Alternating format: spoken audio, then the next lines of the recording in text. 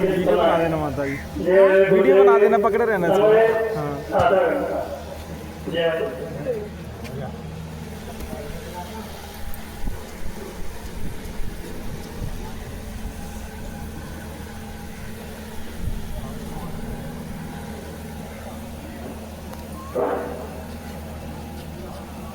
जय गुरुदेव, गुरु महाराज के चरणों में मेरा कोटि कोटि सादर जय गुरुदेव। जय सभी सत्संगियों को मेरा प्यार भरा सादर जय गुरुदेव। जय जय गुरुदेव, जय गुरुदेव। ये परमात्मा की लीला ऐसी है बहनों भाइयों, एक माया को भी हम सत्य समझने लगते हैं और जो सच है उससे हम जीवन भर दूर भागते रहते हैं और माया को भी हम सत्य समझने लगते हैं, क्योंकि हमारा जीवन है ना बहनों भाइयों, हमारे ऊपर जन्म जन्मांतर के पाप कर्म लदे हुए हैं। जब कोई हमें संत सदगुरु मिलते हैं तो हमें उनकी बात भी मानने में आधा जीवन तो उनकी बात मानने में निकल जाता, समझ ही नहीं पाते क्या है। जो हमारा मन है ना अंदर बहनों भाइयों, वो इतना बुढ़ापा मचाता है कि भाई जो कह रहे हैं वो सही कह रहे हैं या गलत कह रहे हैं। फिर कहते हैं जब तक ना देखूं अपनी नैनू तब तक ना भेजू गुरु की बहनू। जब तक गुरु की बात भी झूठी लगती है, जब तक साधक अपने आप से अनुभव नहीं कर लेता उनको, तभी तो गुरु महाराज ने कही अंदर में चलो, अंदर में चलो। अंदर में असली दर्शन तो संत सदगुरु को अंतर में है। जो पंचभौतिक का आपके सामने धारण किया उन्होंने, वो तो केवल जीवों को चेताने के लिए रखा था। जब भगवान राम और कृष्ण आए थे बहनों भाइयों, तो वो भी पंचभौतिक शरीर में आए थे, ऐसा कुछ नहीं कि उनके पास कोई स्पेशल चीज थी। लेकिन उन्होंने सदगुरु के सानिध्य में रह के भजन साधना किया, अपने आप को जाना और अपनी शक्तियों को पहचाना।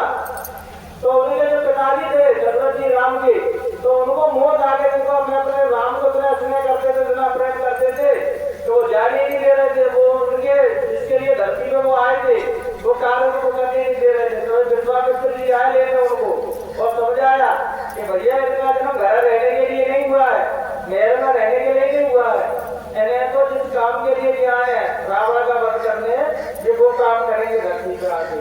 तो बहनों भाइयों, हमारे भी जीवन में जब कोई कष्ट पड़ती है, कोई समस्या आती है, तो ये समझना कि आपको परमात्मा ने वो चुन लिया है कि समस्या उसी के जीवन में आती है जिसके जीवन में कुछ महान कार्य लगे होते हैं।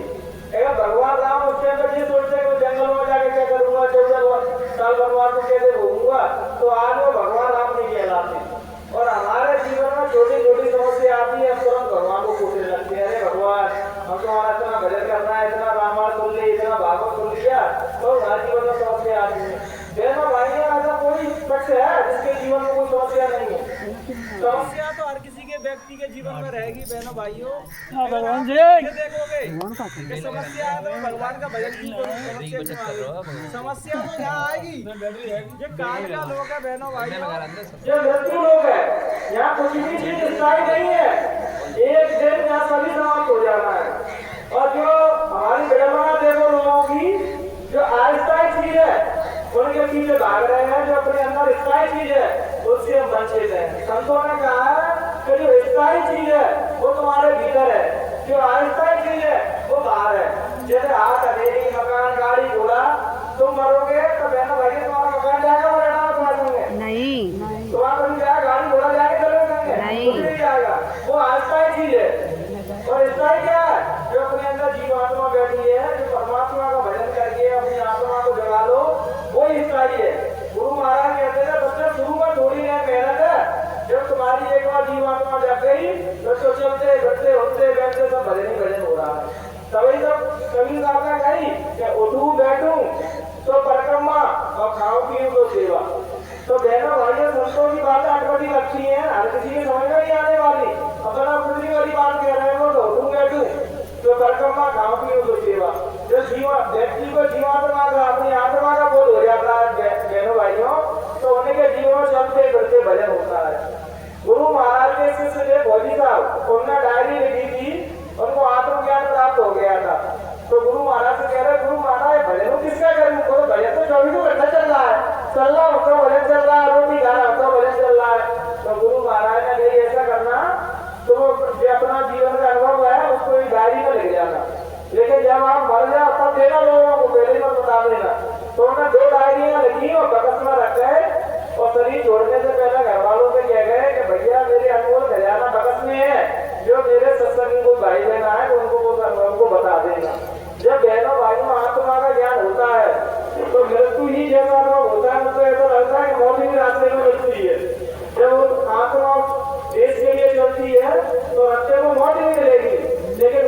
ही तो हर चीज घबरा रहा है।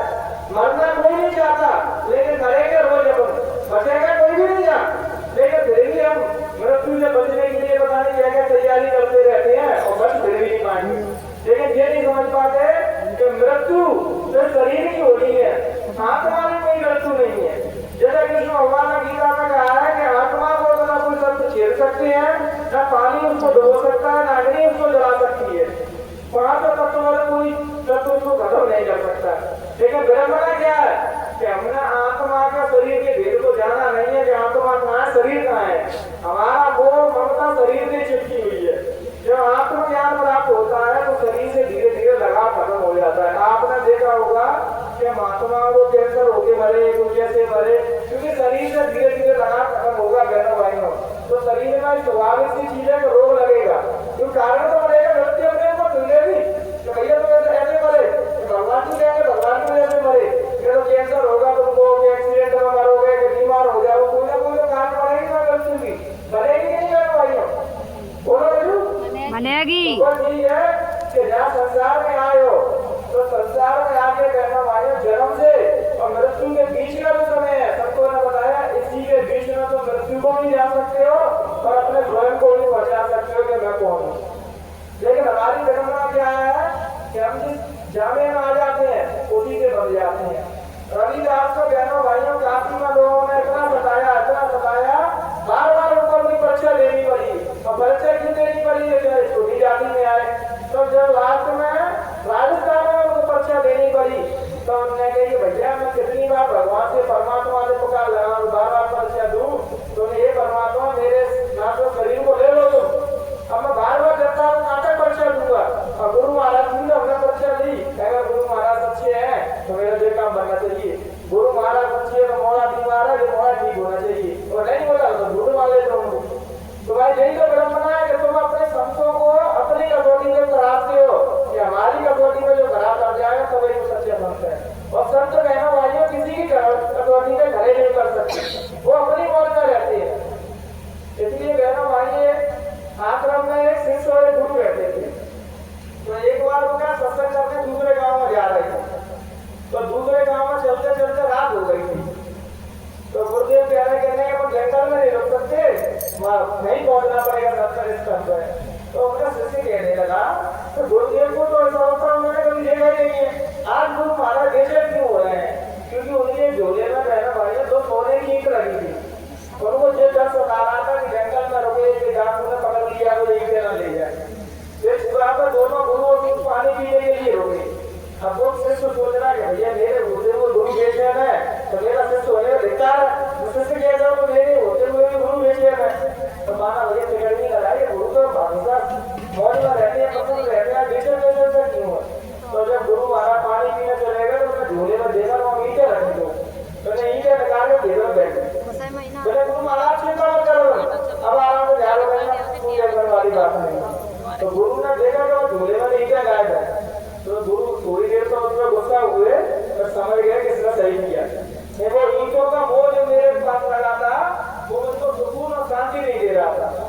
यही तो इसके बाद ज्यादा दौलत है, अब वो भोगने की समस्या की जीवन निकल रहा है, अब मरने की सरिया बजा दे रहा, अब वो रोता है, अफसोस करता है कि भैया दौलत तो इतनी जोर दी, अब भोगू कैसे उसको, या तो दौलत कमाने में लगे रहो या तो भोगने में लगे रहो। बहनों भाइयों सुख और शांति परमात्मा के नाम में है, परमात्मा के भजन में है। जब भजन करोगे, भजन करके कोई साधक होता है तो उसको ऐसा लगता है मानो संसार की सबसे बड़ी दौलत उसके पास है, क्योंकि परमात्मा के नाम की ध्यान उसके अंदर है, परमात्मा का भजन उसके अंदर है। और वो जानता है कि बाहरी जो दौलत है ये तो लोग मुझसे जब मैं शरीर छोड़ूंगा तो जब अंगूठी सोने के आधा बस जाती है ना बहनों भाइयों में गलती नहीं है। तो यही हमारे नाती पोती किसी कहते भाई छुरी बुरी जाओ काट के निकाल लो, लेकिन संगत धुले में जाते हैं उनको और मर कौन के लिए रहे, उनके लिए मर रहे हैं। भगवान कहता है भाई तूने कमाया है तो खर्च तू कर, दूसरे का मनुष्य की विडंबना क्या है, कमा बोला है गधा की तरह और जोड़ के रख जाएगा दूसरों के लिए, जिससे बच्चे भोगेंगे नाती भोगेंगे। ये बताओ, मैं तो लोगों को देखता हूँ कहना भाइयों कि लोग 80-80 साल के 70-70 साल के हो गए, उनको 1-1 लाख पैसे मिल रही है, फिर भी बहनों भाइयों का बाजार में उनको प्यास लगे आगी तो वो 20 रुपए का पानी पी के नहीं खरीद सकते अपने लिए। हमें अफसोस करता हूँ ये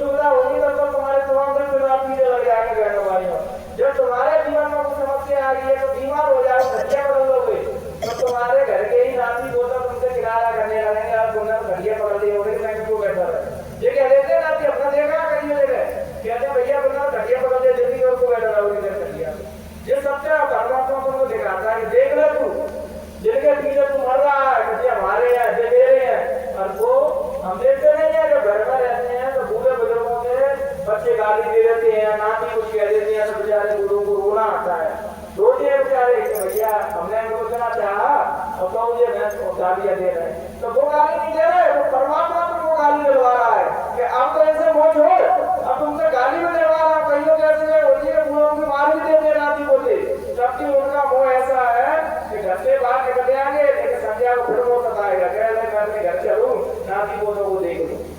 एक बार हमारे मास्टर साहब एक कहानी बता रहे थे कि एक बार भगवान जी के पेट में दर्द हुआ, तो नारद जी ने पूछा भगवान आप कहाँ दिख रहे हो, आप क्या फिक्र है? क्या करूं, पूरे संसार में मुझे एक कोई भक्त नहीं मिला।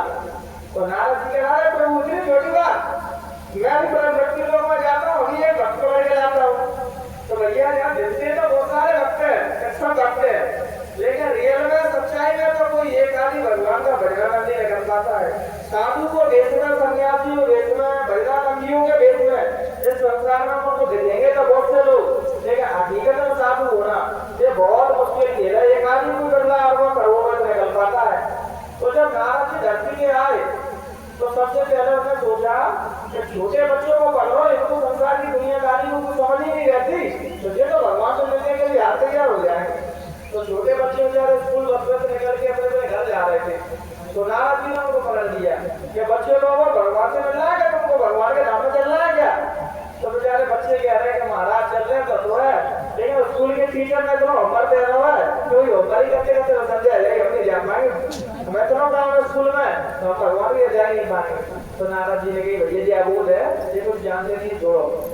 फिर उन्होंने देखा कि नौजवान बच्चे चौपाल में गाँव में बैठ के कुछ काम कर रहे, जो नारद जी कह रहे कि भैया बूढ़े पुराने तो जाएंगे, सारे नौजवान चल रहे।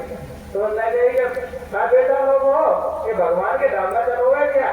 तो वो कहते हैं अरे नारद जी चलते तो हम, लेकिन हमारी तो शादी है ना भाई, हमने स्त्री के छुट्टी का मतलब मकान हाथ बेली नहीं बनाया, गाड़ी घोड़ा नहीं खरीदे, पैसा नहीं कमाया, तो फिर भगवान को कह तू तो करके ही नहीं आओ, तो हमें अब क्या कर रहे थे पूरे घर अंदर सब चले गए। तो नारद जी ने कही कि भैया से दो तो हट गए, अब पूरे पुराने हैं तो ये तो चले गए, जगह घुमाने करेंगे जो उन्होंने पूरा जीवन जी लिया।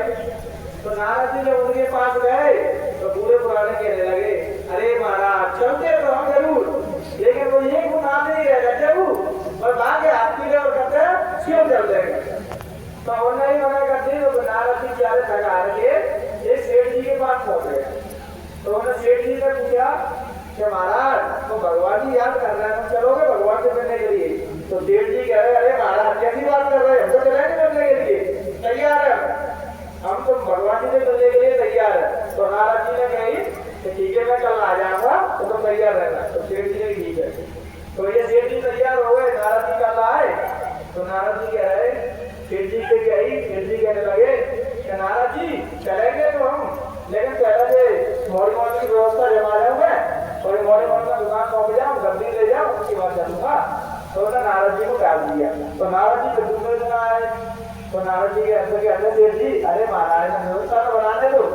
तो व्यवस्था 6 महीने के बाद नारद जी आए तो देख रहा है कि गद्दी पे सेठ जी की जगह उसका लड़का बैठा है, सेठ जी के गले में हाथ आ गया। तो सेठ जी नहीं हुआ भाई, तो सेठ जी का वो हाथ जोड़ के खड़े हो गए कि महाराज सेठ जी तो गए, मर गए। तो नारद जी ने योग दृष्टि से देखा वो कहाँ है, तो देखे पड़े कि गाय के बछड़ा बने कोई घर में बैठ गए। तो उसे कहते हैं सेठ जी अब चल रहा है ना भगवान जी के नाम? अरे महाराज मैं चले को ना, अब बदलागी होती है तो हाँ मैं तो नाती बोलता था, दुकान को देख रहा हूँ, जैसे आराम से देख लेता हूँ, सब दुखी है, सब संपन्न है, मैं चलूंगा चलूँ चिंता मत करो मैं जरूर करूंगा। तो दोबारा तो बदलागी मन बोल गया। तो मैंने कहा सेठ जी कहा, सेठ जी देकर बदला बदला गया, आँख बंद करी तो सेठ जी नाली के कीड़े बने अपने घर की बात। तो नारद जी सोचने गए आप तो नहीं चलेंगे, तो नाली के कीड़े तक आ गए। तो सेठ जी चलो, तो नारद जी में चलता, लेकिन अभी भी जब नाती बोला मोड़ में घेरती है ना, तो नली में जो देखता रहता है मेरे नाती बोला घुसे चंपा घर में बची, अगर ये होती तो निकल जाते। तो बहनों भाइयों ऐसे जब दूसरी योगी में चले गए तो नारद जी आए उनसे मिलने के लिए। तो सेठ जी किसी आगे बड़े उनसे कि पूरे संसार में तुमको कहीं दिखाई दे रहा हूँ, चलो चलो चलो बार बार कहते थे इतनी बार तुमको भड़का दिया टाल दिया, तो इसका मतलब मुझे नहीं जाना है। जब कीड़े मकोड़े तक योनि में आ गया तब भी वो जाने के लिए तैयार नहीं हुआ। ऐसे ही कहना भाइयों हमारी जो मोह ममता है कि हम दूसरी योनियों में भी चले जाएंगे तब भी भगवान के धाम में नहीं जा पाएंगे। वो तो कोई बड़ा ही कहती है जो भगवान का भजन करके अपने जीवन को सार्थक बनाते हैं कि भगवान ने बोले क्यों मनुष्य जन्म दिया, क्या खाने पीने और सोने के लिए दिया है? नहीं बहनों भाइयों, तुम भगवान का भजन कर सकते हो। यहाँ गाँव में कोई जानवर भजन नहीं कर रहा है, कोई भैंसिया वाला लेके नहीं जाती, वही भजन कर सकते हो, तुम कर सकते हो।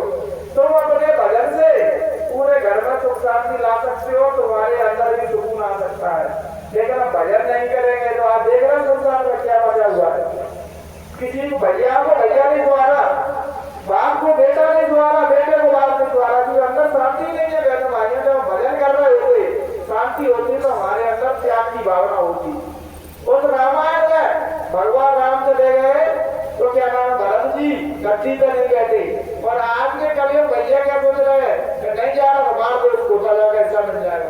क्यों? क्योंकि भजन नहीं कर रहे हो, त्याग की भावना नहीं आ गई रहने वाली। जब राम जी चले गए थे तो गद्दी तो दूर की बात है, भरत जी ने गड्ढा खुदवा दिया था रहने वाली। क्योंकि मैं बोले कि मैं बराबर भी नहीं हूँ उनके, तो मैं तो नीचे तो गड्ढे में दूसरे ने गड्ढा खोल दिया। और आज अपन रात को सोते में क्या करते हैं कि दिल मार दिया भैया बदलो सब मिल जाए। और ये सब यहाँ से लेके कोई तक नहीं जाएगा, लेकिन फिर भी हम माया के पीछे ऐसे दौड़ रहे हैं, ऐसे दौड़ रहे हैं कि किसी का मर्डर नहीं करना पड़े तो हम चूके नहीं हाल मार देंगे उसको। और हम कहते हैं भैया मैंने भागवत किया, मैंने रामायण की, मैं ये कर रहा हूँ, मैं वो करना हूँ। तो बहनों भाइयों, कोई रामायण, कोई भागवत, कोई देवता तुमसे कहता है उनके सीधे काम करो, लेकिन हम उनके सीधे काम करके पहला किसी का गला काट के करोड़ों रुपए कमाएंगे, फिर 20 लाख की भागवत करवाएंगे। लोग सोचते हैं आप तो मेरे काम धुल गए, और जब वो आते हैं वो भी कह देते हैं कि भागवत करवाओ तुम्हारे मोक्ष मिल जाएगा। मेरा भाइयों, मोक्ष तो तुम्हारे कर्मों से मिलेगा, तुम्हारी अच्छाई से मिलेगा। तुम किसी का गला काट के भागवत करवाओगे, रामायण करवाओगे, सत्संग करवाओगे, कुछ भी करवाओगे तो तुम्हारा मोक्ष मिलने वाला नहीं है। ये तो ये है कि वो चालाकी लोग हैं, उसमें सरलता से रास्ता बता देते हैं मोक्ष मिलेगा, ये मिलेगा, वो मिलेगा, लेकिन मोक्ष तो तुम्हारे कर्मों से ही मिलेगा, तुम्हारे सब व्यवहार से ही तुमको मोक्ष मिलेगा। कोई किताब है, कोई ग्रंथ तुमको मोक्ष देने वाले नहीं है। हमें तो भगवान के लिए मार्ग छुपे हुए हैं। तो बढ़िया त्याग की भावना होना चाहिए, वैराग होना चाहिए तुम्हारे अंदर, परिवार में कैसे रहना चाहिए, फैमिली में कैसे रहना चाहिए, भजन कैसे करना चाहिए, साधु संतों की इज्जत कैसे करना चाहिए। ये सब ग्रंथों में लिखा है, महात्माओं के अनुभव लिखे सब ग्रंथों में, वो ज्ञान नहीं है उनके 28,000 लिखी, अपने अपने हाथों से सब ग्रंथ लिखे हैं, वो लिखे हुए हमको जब हम पढ़ते हैं उनको तो हमारे भी अंदर त्याग की भावना, वैराग की भावना आती है। हमें उनको पढ़ के ज्ञान नहीं मिलेगा। अगर उनको पढ़ के ज्ञान मिल गया होता बहनों भाइयों तो गाँव में, सिटियों में हर किसी के यहाँ कोई ना कोई धार्मिक किताब मिल जाएगी, और वो पढ़ता भी है, उसको पूरी भी रख ली, लेकिन बहनों भाइयों ज्ञान हुआ उसको नहीं हुआ। जब तक ज्ञान को हम जीवन में नहीं उतारेंगे, सत्संग में क्या चोरी मत करना और तुम घर पर जाकर चोरी कर रहे हो, किसी का झूठ मत बोलना तुम घर पर जाकर झूठ बोल रहे हो, तो बताओ भागवत सुनने से, रामायण सुनने से, सत्संग सुनने से क्या फायदा है? तुम्हें जीवन में तो कुछ उतार रहे ब्रह्मणा तो नहीं कर रहे क्या? भागवत, रामायण, पुराण सब चल रही है, लेकिन हम जीवन में कुछ नहीं उतारते हैं। क्या काम से सुनेंगे और क्या काम से निकालेंगे? कहने यार भैया अगर जिंदगी बात मानेंगे तो जीवन ही जी पाएंगे। अगर यही असत्य मानना सोचता तो आज अपने समाज को एक अच्छे समाज की स्थापना नहीं कर पाते जो लोग। संतों ने त्याग करके, त्याग की भावना से सब जनमानस को सच्चा रास्ता बताया। सच्चा धर्म क्या है? सच्चा धर्म बहनों भाइयों इंसानियत सबसे बड़ा धर्म है। अगर हमारे गाँव में कोई दुखी है, कोई समस्या है, हम उसकी मदद कर देंगे तो ये मत समझना परमात्मा की मदद की है हमने, क्योंकि परमात्मा बंसी लेके धनुषबाण लेकर तुम्हारे यहाँ आएगा नहीं। कलयुग में तो कहिए भैया मैं तो आऊंगा नहीं, लेकिन तुम्हारे खोटे कर्म ही तुमको मार डालेगा। वो नहीं आएंगे कलयुग में त्रेता में द्वापर में भगवान आए कि तुमको बहुत ज्यादा मार देंगे। अब तुम्हारे कर्म ही तुमको मृत्यु के द्वार में पहुंचा देंगे, मार देंगे। भगवान नहीं आएंगे, तुम्हारे कर्म ही ऐसी जगह पहुंचा देंगे जहाँ तुम्हारी मृत्यु लिखी है। इसलिए बहनों भाइयों अपने कर्म साफ रखो, जिससे भी जुड़ जाओ। हमसे कभी नहीं कहते गुरु महाराज से किसी से भी जुड़ जाओ, लेकिन मेहनत ईमानदारी से अपना काम करो और भगवान का सच्चा भजन करो। कोई आ जाए उसकी इज्जत करो, खाना पीना खिला दो, उसको सच्चाई का रास्ता बताओ कि ऐसे कहाँ जीवन जी रहा है। हमारा जीवन पशुओं से भी गहरीता हो गया है, खा रहे हैं पी रहे हैं। सिटियों में तो बहनों भाइयों 2 बजे तो आदमी भोजन कर रहा है। अब बताओ 2 बजे भोजन कर रहा है, कब भगवान का भजन करेगा, कब सोएगा? ये भजन करने का टाइम है, तब तो उसका सोने का समय हो रहा है। गाँव में एक आदत बहुत अच्छी है कि 4-5 बजे लोग जग जाते हैं, भले वो भजन ना करें तो ब्रह्म मुहूर्त को जग तो जाते हैं वो, और ब्रह्म मुहूर्त को जगना ही जब काम में कोई काम करते हैं ना, ऊपर जोर के देखो तुम आत्मा को अपने आप को, तो ऐसा लगता है भगवान से वो कैसे जुड़े हुए हैं। ये ब्रह्म मुहूर्त का एक वरदान है। भजन कर रहे हो, साधना कर रहे हो, ये तो बहुत अच्छी बात है कि हम ब्रह्म मुहूर्त में भजन कर रहे हैं। और फिर भी लेकिन सिटियों में ऐसी हालत हो गई है कि जब जगने का समय है तब तो सो रहे हैं, वो खाने का समय है, खाने पचाने का समय है तब तो खा रहे हैं। तो पशु ऐसी हालत हो गई है तो वो भगवान को क्या मानेंगे? जितनी तुम्हारे पास सुख संपत्ति है, धन संपत्ति है, उतने ही तुम भगवान से जुड़ो। मतलब कारण क्या है? क्योंकि वो धन संपत्ति तो भजन की ओर जाने नहीं देगी, भजन करने नहीं देगी, कहीं क्या कर रहा है तू, क्या इतना मुझे पास रखा है, अपना जीवन जी बढ़िया से यश कर। और यश करते करते बहनों भाइयों को लकड़ियों पे आ जाता है। एक बार महात्मा बुद्ध के गांव में जा रहे थे बहनों भाइयों, तो एक बुजुर्ग दादाजी थे, उनके शरीर छूटने का समय आ गया, खंडिया में ले गए थे। तो उन्हें सोची, उनके बच्चों ने सोची कि महात्मा बुद्ध आए हैं गाँव में, तो ये तो भैया बहुत ख्याति है, इतनी बहुत शक्तिशाली है, आध्यात्मिक शक्तियां हैं इनके पास, तो चलो महात्मा बुद्ध से कभी उनके ठीक होने का उपाय पूछ ले। तो सब बच्चों ने हाथ जोड़े, महात्मा बुद्ध को बुलाया कि ऐसे ऐसे बता कि हमारे बीमार है, खंडिया पकड़ ली है, तो कभी बता ये ठीक कैसे होगी। तो महात्मा बुद्ध ने उस बूढ़े को गौर से देखा और कहा कि बुढ़े ये बता कब तक जिस संसार में आसक्ति लगाए रहेगा, कि वो सच्चे महात्मा होंगे बहनों भाइयों, वो ऐसी बात तुमसे जरूर बोलेंगे ताकि तुम्हारे अंदर बैराग जाग जाए। अगर जो भटनी कर रहा है तुम उनके सीधे काम कर रहे हो, तुम्हें वो छुट्टी दे रहा करो तुम, तो समझना वो तुम्हारा सच्चा देसी नहीं है। समझना ऐसे वो तुम्हारे रिश्ते नातेदार हो, तुम्हारे गलत में तुम्हारा सहयोग कर रहे हो, समझना वो तुम्हारे रिश्तेदार नहीं है, वो दुश्मन है तुम्हारे, कि तुम यहाँ उसका परिणाम भोगोगे तो वो तो वहीं पहुंचा रहा था, तुम नरक में चले जाओ या तुम्हारे जीवन में दुख आ जाए। तो महात्मा बुद्ध से कह रहे, महात्मा बुद्ध कहते हैं उससे, ये बुजुर्ग इसमें कब तक आसक्ति लगाया रहेगा, अब तो उस मालिक को याद कर, उस परमात्मा को याद कर, तेरा समय अब नजदीक आ रहा है। तो वो बूढ़ा था, वो रोने लगा कि मैं तो सोच रहा था कि महात्मा हो तुम ये सिर्फ आसक्त दोगे तो मैं ठीक हो जाऊंगा। तो ये कह रहे कि हाँ घर भी दूंगा तो ठीक हो ही जाएगा, लेकिन 10-20 साल में घर तो मरना तो पड़ेगा ही, लेकिन जो चीज बाद में होनी है वो अभी हो रही है। तो अपनी आंखें बंद कर उस प्रभु को देख। तो जब महात्मा बुद्ध ने अपनी करुणा की दृष्टि उस पर डाली, अब आंखें बंद करी, तो अपने उसको तुरंत का अनुभव हुआ, अपनी आत्मा का अनुभव हुआ। तब जो मृत्यु से झटपटा रहा था, वो जो बैठा मृत्यु गई, तब उसने हाथ जोड़ के महात्मा बुद्ध से कही, हे महाराज अब मैं अपना शरीर खुद ही छोड़ सकता हूँ, क्या तुम्हें देखते ही मेरे जो मृत्यु का भय था, जो डर था मेरे अंदर मृत्यु का, वो खत्म हो गया। क्योंकि जब कोई माँ का वासी अपनी धरती में आ जाता है तो उन्हें देखते ही सारे कष्ट खत्म हो जाते हैं। ये मैं आपको प्रैक्टिकल अनुभव बताऊं, जब गुरु महाराज से लोग मिलते थे तो सोचे लोगों का अनुभव, लोग कहते थे कि भैया उनको देखते ही सारी तो थकान कर जाती है, और ऐसा लगता है मानो शरीर में बोझा लगा था, हम तो अपन नाक हो गए रेत आदमी चढ़ाने वाले तो वो धोती वाला वैसे ही हो जाता। गुरु महाराज जब आश्रम में रहते थे तो सेवादारों से कहते थे कि सेवादारों जब सेवा करके आओ तो डायरेक्ट अपनी रावतों में जाना, कुटियाओं में चले जाना, सबसे पहले हमारे दर्शन करके उसके बाद अपना नहाना धोना खाना। तो जैसे सेवादार गुरु महाराज के दर्शन करते तो सेवादार कहते हैं हमारी थकान तो पूरी खत्म हो गई, तो गुरु महाराज को देखते दर्शन आता तो वो बहुत थक गए, क्योंकि वो तुम्हारा जो थकान हो रही वो सब अपने ऊपर देते थे। यही तो गुरु का दायित्व है, केवल दान दक्षिणा लेना दूसरा काम नहीं है बहनों भाइयों। तुम्हारे जो कर्म है, तुमका जो बालिक का परमात्मा ने कर्म दान दिए हैं, उनको भी गुरु हंसती है। जिनको तुम सह सकते हो उनको तो तुम्हें सहने के लिए छोड़ दिया जाएगा, जिनको तुम नहीं सह पाओगे उनको गुरु महाराज अपने ऊपर दे देते हैं। कैसे कैसे लोगों को कैंसर हुए, कैसी कैसी बीमारियां आई, हुजूर ने हमको देखा तो वो उसकी ठीक हो गई, और हुजूर को उसकी पीड़ा हुई थी, तो उनके पास अध्यात्मिक शक्तियां है बहनों भाइयों, तो वो जानते हैं कि भाई किसको कैसा लेकर करना है। लेकिन हम संत महात्मा को कभी समझ नहीं पाते, लेकिन उन्हें जाने के बाद फिर हम कोई मंदिर में मस्जिद में मुंह पट गएंगे क्या भगवान मिल जाए, लेकिन भगवान तो तुम्हारे अच्छे कर्म करोगे, अच्छी नियति के रास्ते पर चलोगे और मददगार बनोगे लोगों के, तो तुम्हें मंदिर मस्जिद में भगवान को ढूंढने की जरूरत नहीं है। फिर तुम जहाँ चलोगे, जहाँ तुम रहोगे, ऐसा लगेगा कि ईश्वर तुम्हारे आसपास नहीं है। क्यों? जहाँ सत्य है, जहाँ सच्चाई है, जहाँ ईमानदारी है, जहाँ भगवान का भजन है, भगवान नहीं है।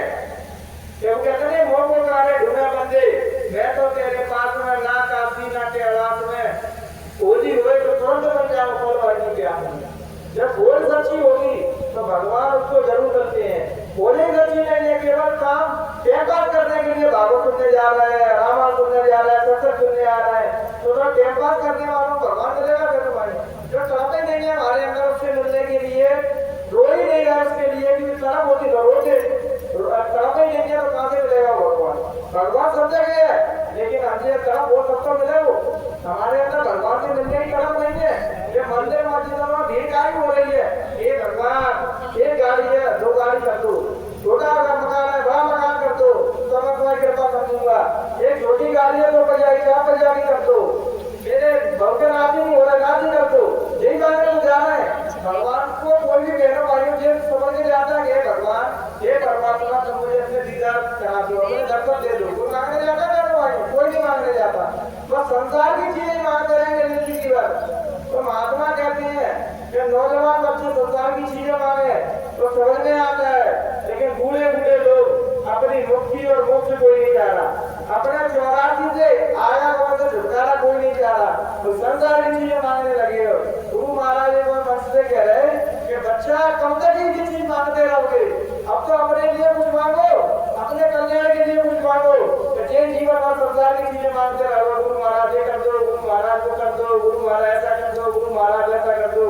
गुरु महाराज कहते थे परीक्षा 3 बार ले लेना, बस 3 बार तुम्हारी परीक्षा में खड़ा कर जाऊं, फिर तुमको रास्ता बताया जा रहा है उसमें ईमानदार से चलना, तो तुम्हें भगवान के परमात्मा के दर्शन हो जाएंगे। क्योंकि संत बहनों भाइयों किसी की मनोकामना पूरी करने के लिए नहीं आते, वो तुम्हारे विश्वास के लिए जो चीज करते हैं अपने ही काम को। बहनों भाइयों जिस प्रकार उन्होंने ध्यान भजन साधना करके उस मालिक को पाया, असली सही संत का यही उद्देश्य रहता है कि ये बच्चे भी उस मालिक से मिल जाए, परमात्मा से मिल जाए। हर संत का यही उद्देश्य रहता है।